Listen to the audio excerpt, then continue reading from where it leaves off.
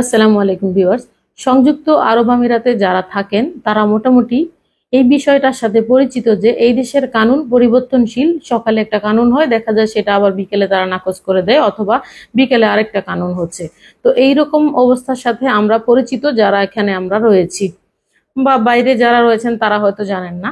তো বর্তমানে বেশ কয়েকটা পরিবর্তন আসতেছে দুবাই ভিসা প্রসেসিং এর জন্য। তো দুবাইতে ভিসা প্রসেসিং এর যে বেশ কয়েকটা পরিবর্তন আসতেছে, সেই পরিবর্তনগুলোর মধ্যে একটা আমরা কনফার্ম করতে পেরেছি।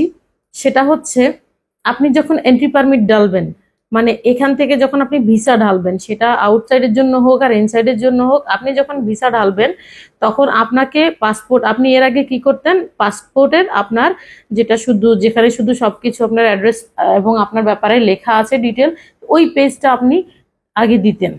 সম্ভবত আরো পরিবর্তন আসতে পারে, যেমন আরো আসতে পারে পুরো পাসপোর্টের মধ্যে যতগুলি পেজ আছে সেগুলো শুদ্ধ অ্যাটাচ করা লাগতে পারে।